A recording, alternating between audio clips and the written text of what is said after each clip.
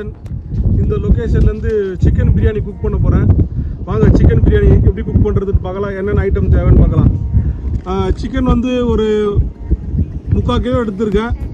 அதுக்கேற்ற மாதிரி ஒரு 300 கிராம் ஆனியன், அதே மாதிரி ஒரு 250 கிராம் தக்காளி, ஒரே ஒரு எலுமிச்சம்பழம், ஒரு 50 கிராம் இஞ்சி, தயிர் எடுத்திருக்கேன். அதுக்கப்புறம் வெறும் மிளகாத்தூள், அதுக்கப்புறம் புதினா, கொத்தமல்லி, அதுக்கப்புறம் வந்து basmati rice 750 gram basmati rice எடுத்திருக்கேன். அதுக்கப்புறம் வந்து கரம் மசாலா. இந்த ஐட்டத்தெல்லாம் வச்சு வந்து இப்போ நான் வந்து பிரியாணி பண்ண போகிறேன். அதே மாதிரி ஸ்பைசஸும் இருக்குது, பட்டை, லவங்கம், கிராம்பு எல்லாமே இருக்குது. எல்லாத்தையும் போட்டுட்டு ஒரு அருமையான பிரியாணி ஒரு அருமையான லொக்கேஷன்லேருந்து பண்ணலாம். வாங்க.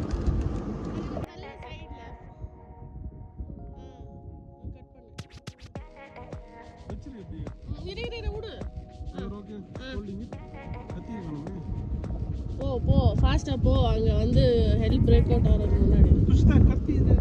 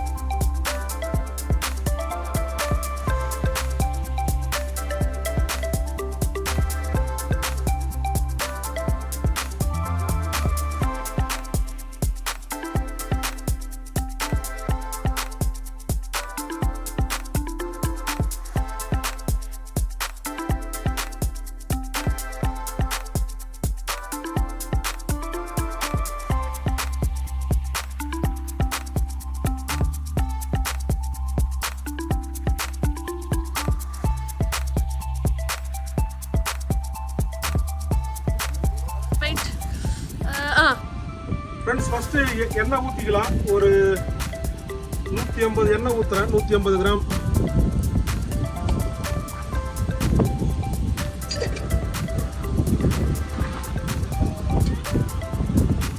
எண்ணெய் காய்ச்சோடனே ஸ்பைஸ் எல்லாம் போட்டுடலாம்.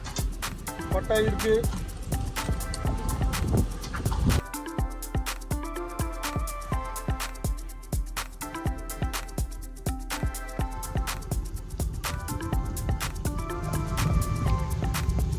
ஆனியன் நல்லா ஃப்ரை ஆகுது. இன்னும் கொஞ்சம் நல்லா டீப் ப்ரௌன் ஆகிற வரைக்கும் ஃப்ரை பண்ண விட்டுடலாம். இன்னும் ஒரு 2 to 5 மினிட்ஸ் ஃப்ரை ஆகிட்ட உடனே நம்ம நெக்ஸ்ட் ஐட்டத்தை போடலாம்.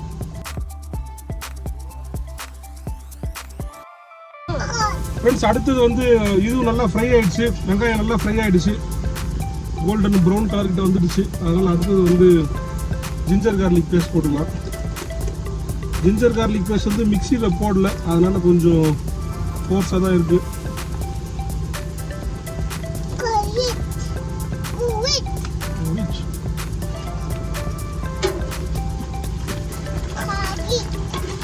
ஜிஞ்சர் கார்லிக் பேஸ்ட் போட்டு இன்னும் ஒரு 5 மினிட்ஸ் ஃப்ரை பண்ணி விட்டுலாம். அந்த ஜிஞ்சர் கார்லிக் பேஸ்ட்டில் இருக்கிற அந்த பச்சை வாசனை போகிற வரைக்கும் நல்லா இது ஃப்ரை ஆகட்டும். இது வரைக்கும் மூடி வச்சிடலாம்.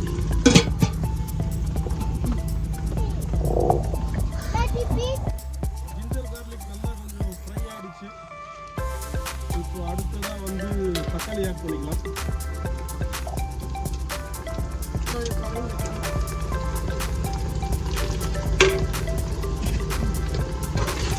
தக்காளி ஆட் பண்ணிவிட்டு தக்காளி நல்லா வதங்குற வரைக்கும் ஒரு 5 மினிட்ஸ் தக்காளி நல்லா வதங்கட்டும்.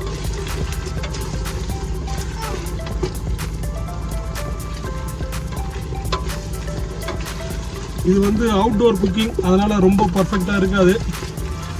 ஏன்னா இஞ்சி பூண்டு நல்லா மெசியவே இல்லை, பேஸ்ட் ஆகலை. அதனால் வந்து கொஞ்சம் டைம் எடுத்துக்கணும். இதெல்லாம் நல்லா தக்காளி கொஞ்சம் பாதி வதங்கிடுச்சு. அதுக்கப்புறம் வந்து கொத்தமல்லி போட்டுக்கிறேன். அதுக்கப்புறம் வந்து புதினாவை இதுலேயே போட்டுக்கிறேன்.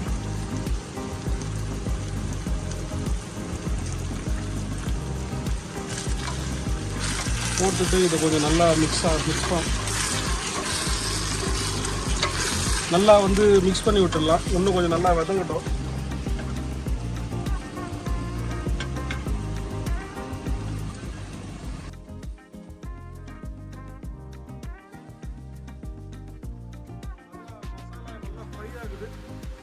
ஸ்மெல்லு இந்த ஓப்பன் ஏர்லேயே வந்து அருமையாக வருது ஸ்மெல்லு.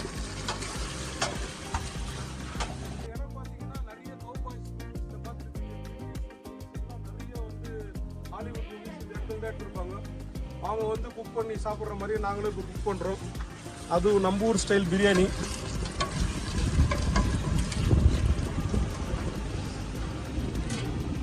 இன்னும் ஒரு 5 minutes நல்லா வேகட்டும்.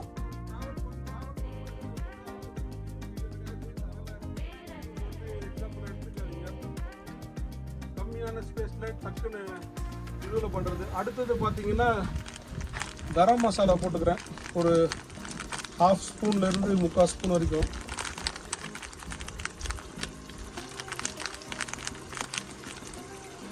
கரம் மசாலா. அடுத்தது பார்த்தீங்கன்னா வெறும் மிளகாத்தூள். வெறும் மிளகாத்தூள் அதை ஒரு 1.5லேருந்து 2 ஸ்பூன் போட்டுறேன். நான் பச்சை மிளகா போடல, அதனால மிளகாத்தூள் கொஞ்சம் எக்ஸ்ட்ரா தான் போட போகிறேன்.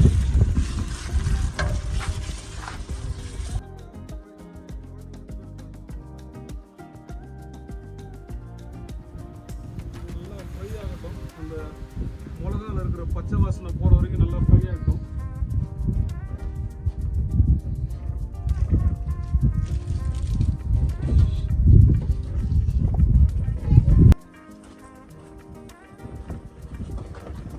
மிளகா நல்லா ஃப்ரை ஆகிட்டு கொஞ்சம் இந்த பச்சை வாசனை போனவுடனே நான் அடுத்ததாக தயிர் போட்டுடுறேன். தயிர் ஒரு 2 கப்பு, 2 கப்புலேருந்து 1.5 கப்புலேருந்து 2 கப்பு தயிர் போட்டு நல்லா இதை மிக்ஸ் பண்ணி விட்டுட்டு தயிரும் அந்த மசாலாவும் நல்லா மிக்ஸ் ஆகட்டும்.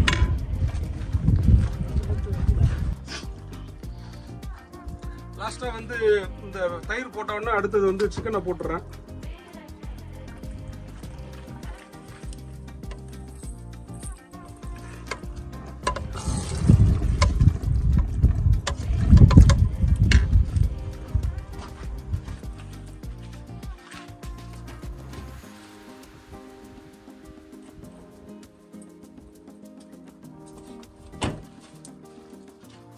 Have so much to do. அடுத்ததா வந்து சால்ட் போட்டுறேன்.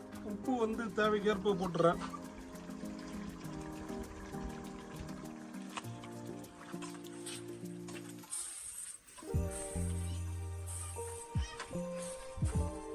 உப்பு போட்டு நல்லா மிக்ஸ் பண்ணி விட்டுருங்க.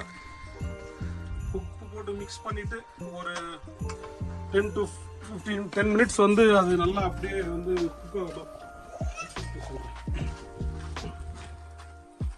உப்பு போட்டுட்டு நான் வந்து இப்போ ஸ்லோ பண்ணிட்டு கொஞ்சம் ஸ்லோ குக்கில் அந்த சிக்கன் வேகட்டும். அப்போ வந்து அந்த மசாலா வந்து நல்லா அந்த சிக்கனில் ஏறும்.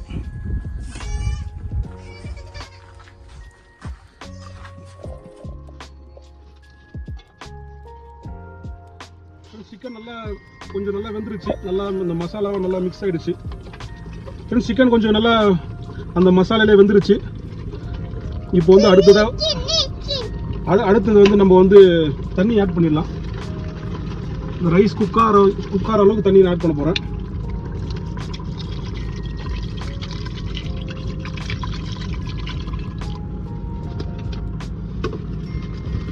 பாஸ்மதி ரைஸ், அதனால் ஒரு கிளாஸுக்கு 1.5 கிளாஸ் தண்ணி போதும். 1.5 கிளாஸ் தண்ணி போட்டால் கரெக்டாக இருக்கும்.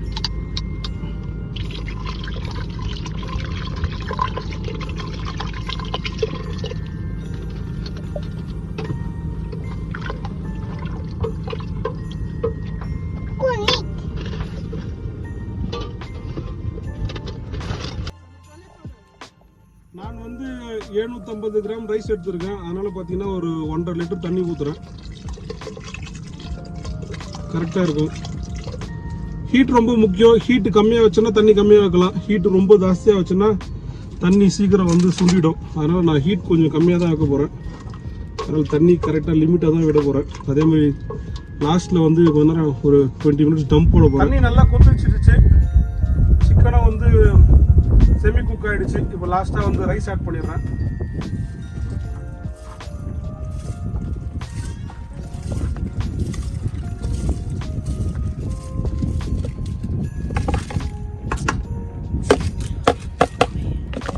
கேமராவை மறைக்கிறேன்.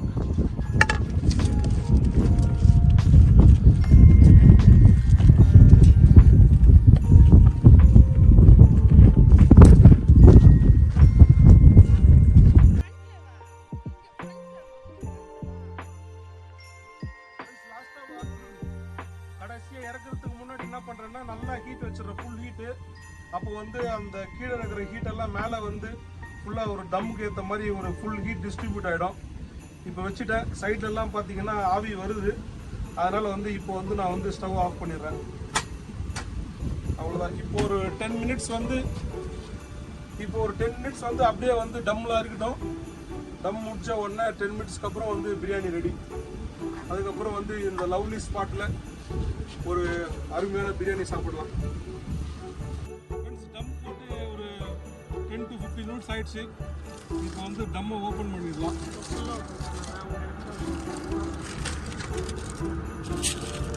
பிரியாணி நல்லா குக் ஆகிட்டு சூப்பராக இருக்குது பார்க்குறதுக்கு.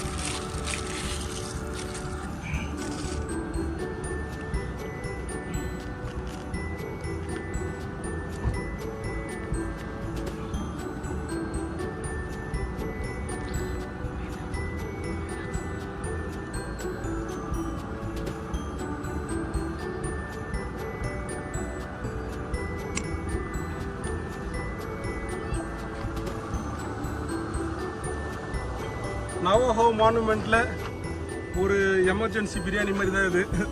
வீட்டில் சமைக்கிற மாதிரி இல்லை. ஆஃப் ரோட்டில் ஆன் த வே ரோட்டில் குக் பண்ணோம். பிரியாணி எப்படி இருக்குன்னு டேஸ்ட் பண்ணி பார்க்குறேன். இங்கே பார்த்தீங்கன்னா சன் செட் ஆகுது. சன் செட் ஆகும்போது அந்த சன் ஸ்கையோட கலர் மாறிட்டு அந்த பேக்ரவுண்ட் வந்து ரொம்ப சூப்பராக இருக்கும். நம்ம பிரியாணி டேஸ்ட் பண்ணலாம் ஃபஸ்ட்டு.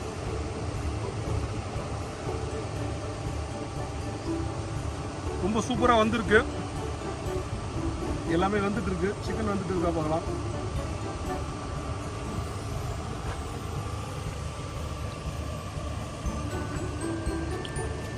சிக்கனும் நல்லா சூப்பராக வந்துட்டு இருக்கு.